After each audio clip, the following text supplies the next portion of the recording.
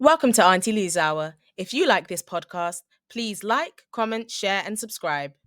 Looked at your name tag and it said Pastor Sande. And the first thing I said to you is, what is a pastor doing at an AIDS conference? And then we just Yep, kind of hit it off.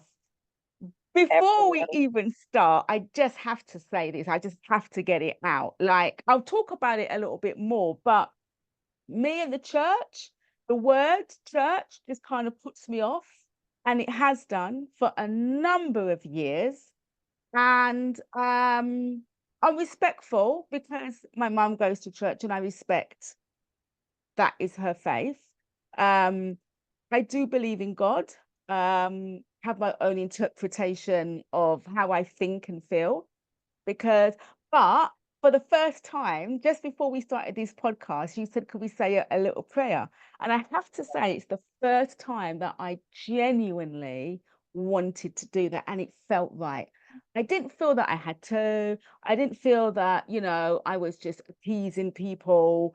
Like if I had to go to dinner and people said, like, hold hand, say a prayer. I was like, I didn't feel like that. I felt, and I tell you, I know why, because I feel a real kind of genuine spark with you. I think that you're special.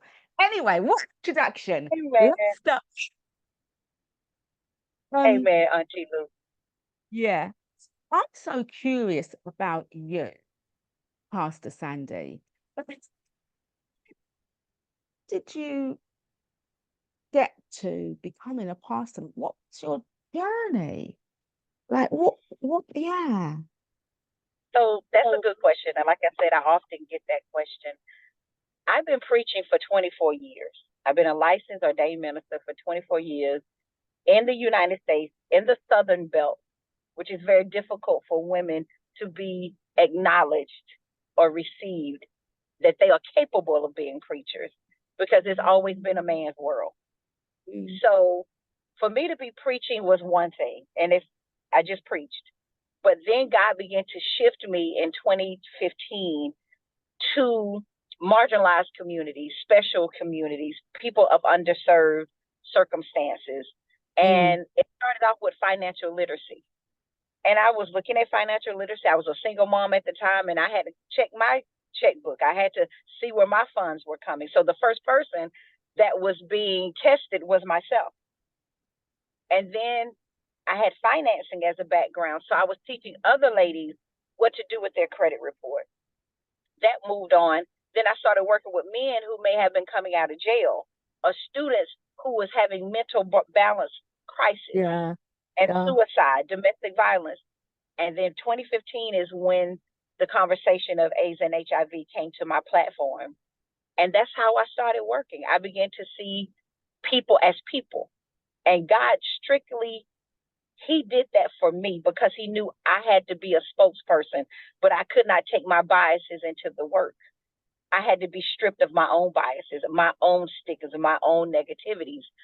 So to be able to work in this work, he had to work on me first. So that's how I got started, Auntie Lou. I got started as a preacher, which was just an open door to different specialized areas of showing love through the vessel of Christ. If that helps you with that understanding. Yeah, that does. I think especially what you said from particular part of, is it like south, coming from the south, and there not being a lot of female preachers. Right. I mean, I think that's quite significant, I think, and I think, I often say, because I will talk about your video in a sec, but I often say that HIV, it's not actually about the disease, if you like. It's not about HIV. It's about everything else that surrounds it. It's about the shame, and it's about the judgment, and it's about the self-love. That's lacking. That's lacking. And I do feel, and that is part of the reason why I kind of turned my back on church, to be honest, is because of the judgment and the shame and not feeling good enough. So I had to find my own way to feel good enough. I had to find a different community to feel Yeah. worthy and good enough. Mm-hmm. And, you know, one of the things that always comes from, I feel like I'm talking, it's, you know, I'm meant to be interviewing you, but I'm just so excited because one of the things that always used to go through my mind was, he who hath no sin cast the first Ah, stone, you know? absolutely. And then that always sticks in my mind. But then, you know, this kind of sense of, so basically, when I found out I was living with HIV, Pastor Sande, I said nothing for 10 years. You know, I told no one because of the shame that I felt. And I didn't have a community or anyone that I would feel safe and comfortable enough um, to talk about that. And the reason why I'm talking about it so vocally now is so that that shame can really hold you back, and that judgment of self can really hold you back. So when I see a pastor, a female pastor that that where I can identify with advocating for HIV, wow. First, let me tell you, I appreciate your honesty. Let's just put that on the table because that's your narrative, that's your story, that's your journey. And I often tell people, I'm not here to tell the story. I'm only here to help somebody tell the story in a safe space, in Mm, a what we call a garment of praise. Today I had mhm, chaplain duty, and the subject title was "Let's Change Hats," because Isaiah was telling the people God is getting ready to change your crown from ashes to beauty. He's getting ready to pour oil and give you gladness, and he's getting ready to give you an outer appearance. So what is happening for me is that I'm supposed to come in with the garment and just show you how to put them on without no mm, shame, without no judgment, because I got to wear the same garments. The same Jesus I'm trying to give you, he had to give me grace too. And I believe what happens with the church, and again, I can only talk about church people I know, is that we forget that the cross has everybody's name on it. We forget that the blood is shed for everybody. So who are you to pass judgment when your name is on the same cross? well, And, well, and, this and is this, it. You know, call it salvation, call it, I don't know.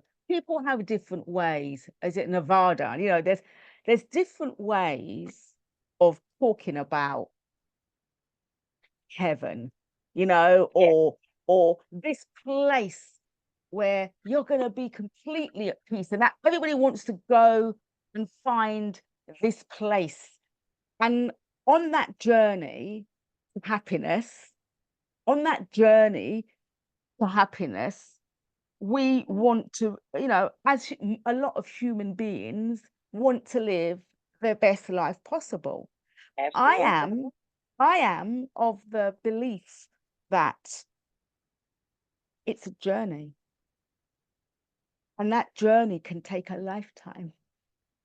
It Absolutely. can. In fact, it will, because I don't think there are many. I'm, you know, perfect in every way. It takes time, doesn't it, Pastor It does. Sande? It takes time just to get up in the morning with a balanced mindset. And let me say this, and this is what people have told me. HIV is just a part of my day. It's not my entire day. I still got to cook. I still got to clean. I still got to take care of my family. So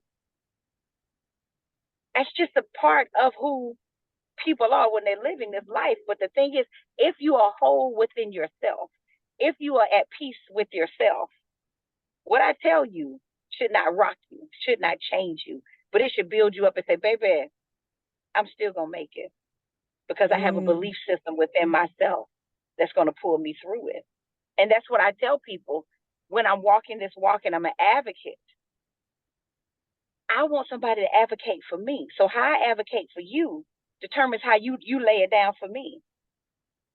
So I'm not doing anything that I don't think I wouldn't want somebody to do for me. If that makes sense, Auntie Lou. mm, If I want mm, love, I got to give love. If I want peace, 100%. I got to give peace. You know, if I want kindness, I got to give it. So when you stop me that day, I get that. I get that all the time when I'm in those rooms, especially when they find out that I'm not living with HIV. But what you doing here? I've had to prove it Yeah. myself. I've had to prove it myself to many people. But now, oh, that's Auntie. She's straight. Yeah. She gonna rock with you because Yeah. I know I've been called. I've been called to this lane. I've been called to this journey, and I'm not turning around until God Mm, tells me so. And mm, he's taken me through many tests, schooling, unpacking yeah. my old education so I can Mm-hmm. get his education to be successful in my lane. Because it's Yeah. about the people, it ain't about me. Ye- Like, we're all on this earth, and I feel that, people just want to be as happy as they, happy or Yeah, content or at peace.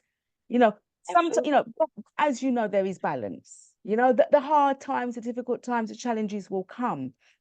But when those challenges come, how can we, how can we as a community get through or work with those challenges in a way that's a little bit less disruptive? And what I mean by that is, before, when I first found out I had HIV, and before I had HIV, when I had challenges, I would drink really, really heavily because I didn't know how to balance. I didn't know how to love myself enough. I knew how to love my children. Yeah, I knew how to do that.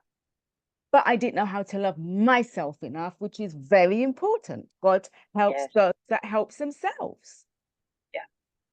And you have to learn. So with something like HIV, it's really, really difficult because HIV is linked to like physical love, so to speak, because it's related to sex, and people relate sex and love as,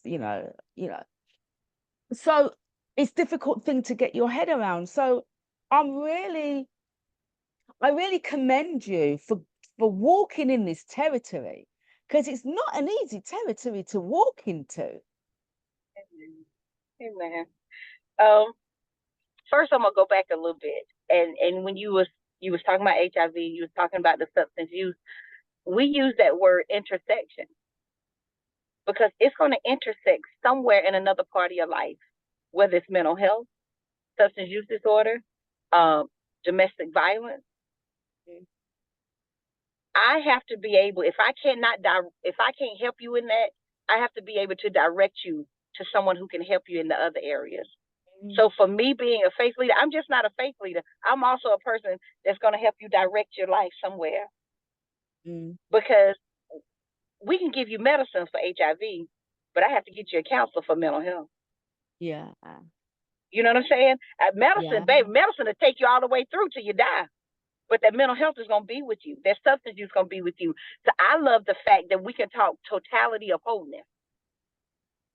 That's when you can walk out your house and be, baby, Mm. it's a beautiful morning.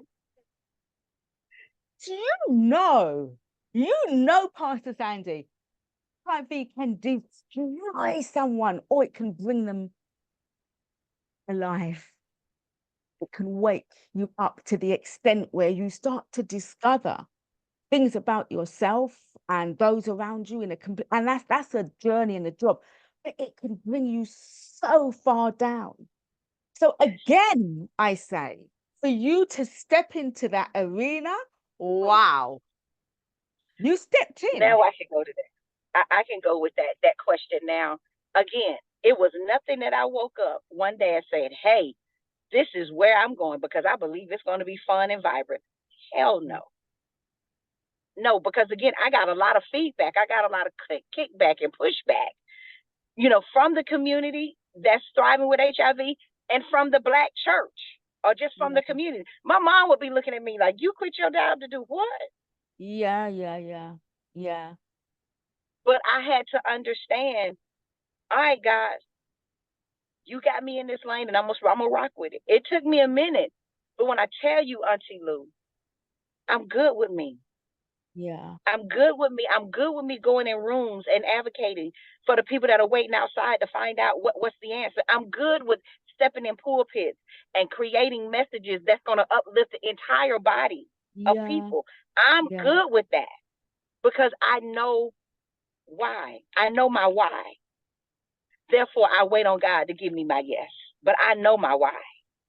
Well, I'm just, I can't even find the words to say how happy I am that you're doing what you're doing, because I think that out there, we live in the world of social media, and without naming celebrity names, people are watching different images and thinking that is the way that I need to live, to be accepted, to be loved, to find love, etc., etc.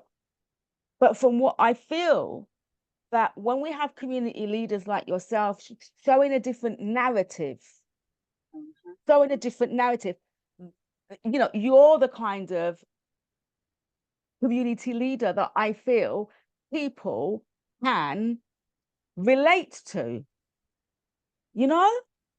Do you know what I'm trying to say when I say the celebrities and the creative industries that put stuff out there, because there are people out there that are searching, and they're searching.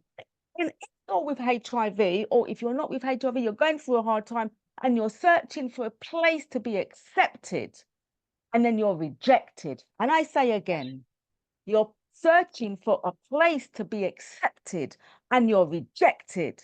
It hurts. It hurts And very well. I mean, I'm going to go back to me. And when I went through my divorce in the church, publicly,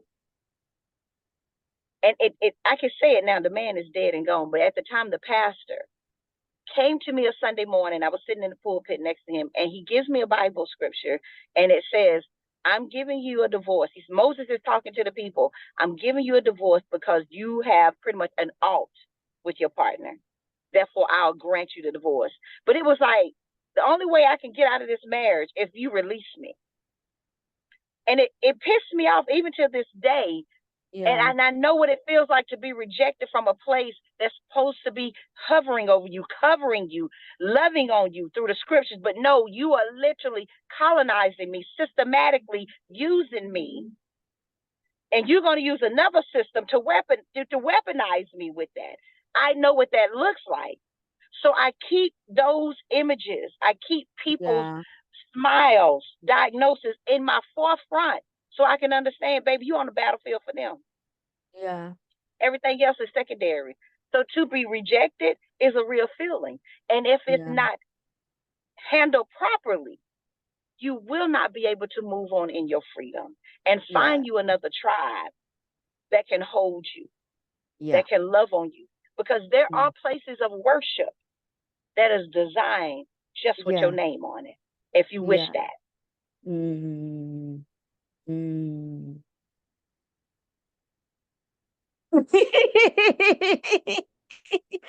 So, what would you say to someone who's listening to this, who feels lost, who's listening to this podcast and they feel lost and afraid and sad, rejected, alone, different? So with life be life. Okay? Let's just put that out there first. But the only thing that I can tell anybody what's important, am I worth living? You got to find value in yourself first. The trees don't have it, your car don't have it, your spouse don't have it. You got to find value in yourself first. So first understand, am I loving myself enough to live? Now, if you can't answer that question, I can't help you. But if the first question you going to ask yourself, am I worthy enough of myself Because I can't tell you to have faith in the trees or in the sky, because that ain't gonna work. In the rocks, the cross, none of that's gonna work for you at this moment. The only thing you're gonna have to have faith in is in yourself. Am I worthy enough to love myself to live? Once I get through that question, if I can say yes to that, okay, now what else do I feel is worthy enough for my presence? What room can I walk in that will appreciate me? Then let me find that room. Not the room that kicked me out. They don't deserve me. But the room that'll take me if I'm butt naked and I'm bald. What room will accept me? And if I don't have a room yet, let my room be all about me. Do you know what I think you do? What you do is help somebody to actually love themselves. Because when somebody is lost, depressed, etc., sometimes it's difficult. Maybe I'm talking about who I was. Maybe I'm talking from lived experience.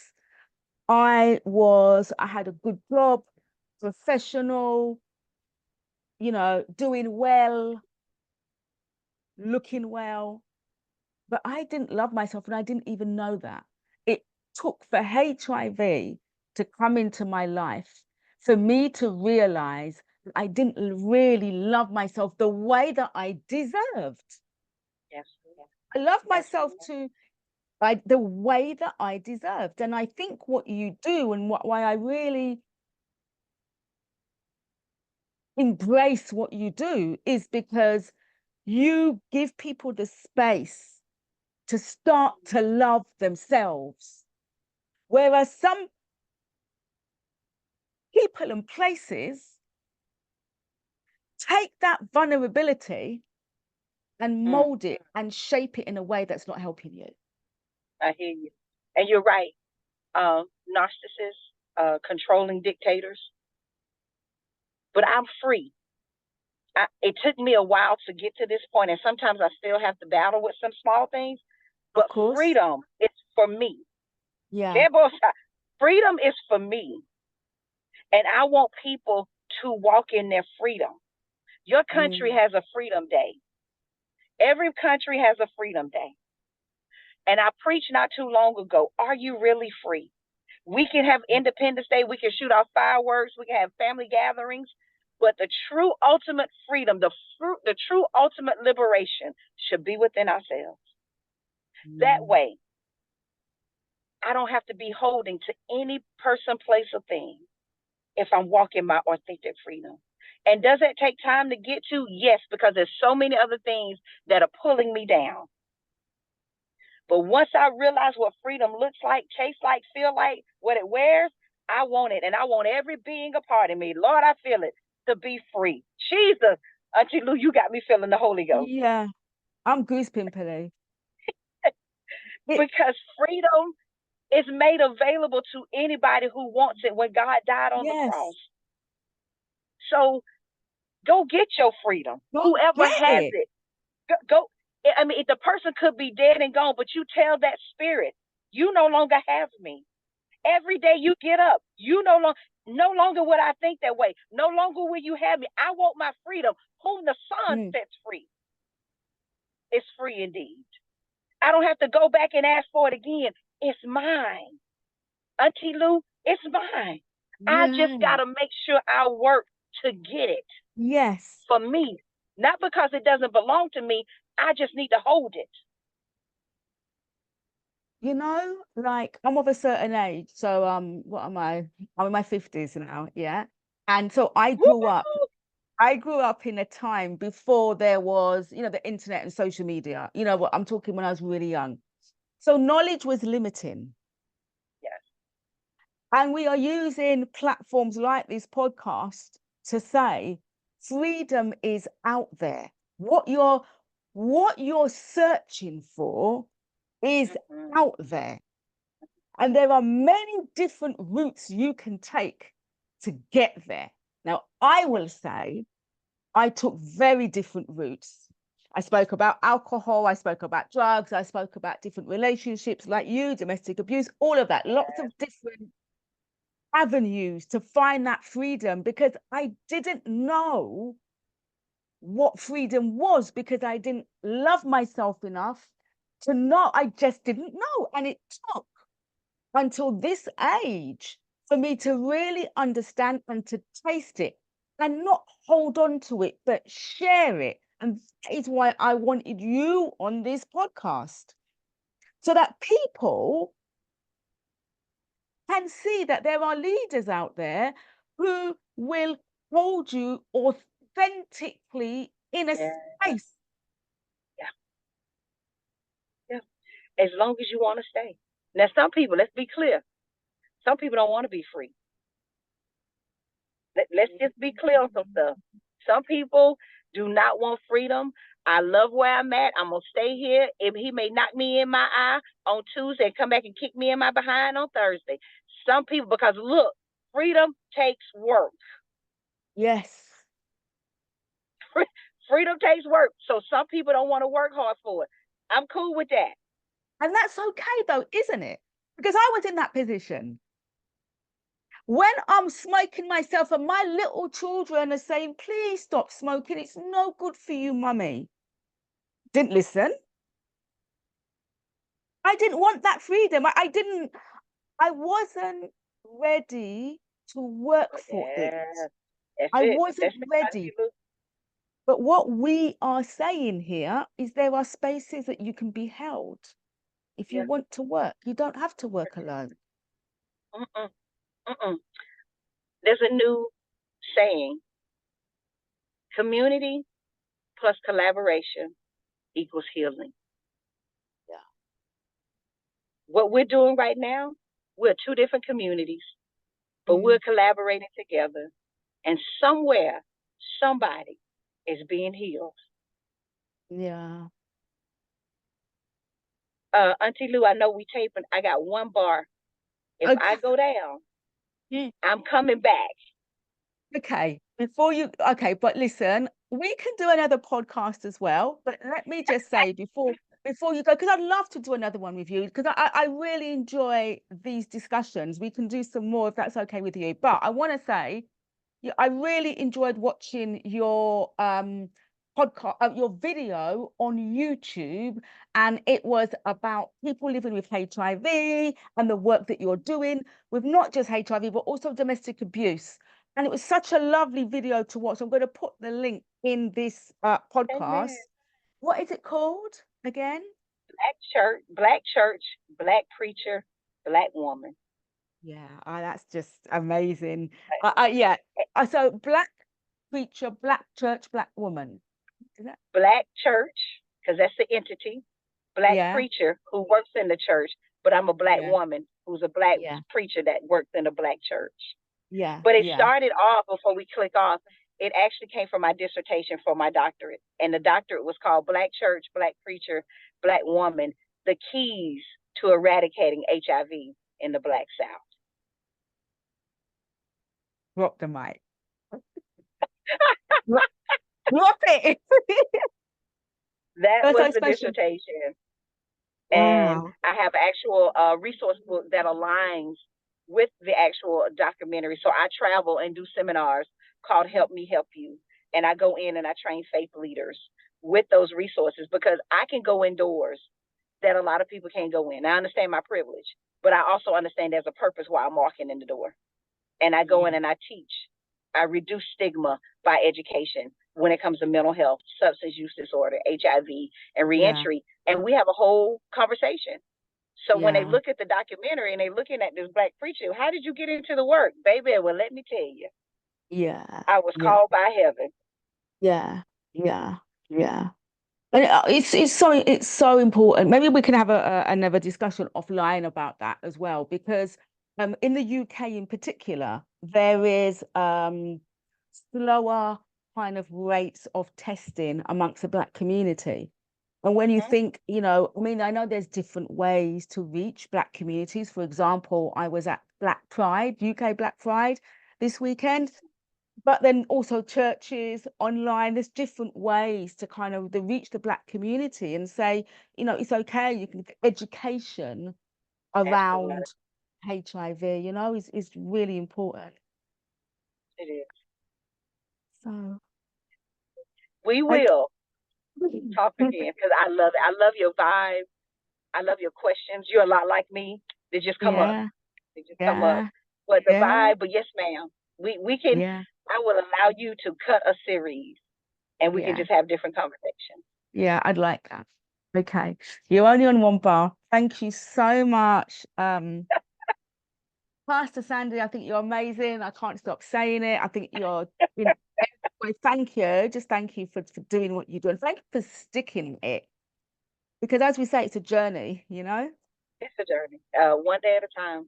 The birds and the bees and the clouds and the trees. But I know my why. Thank you. Thank you. Thank you.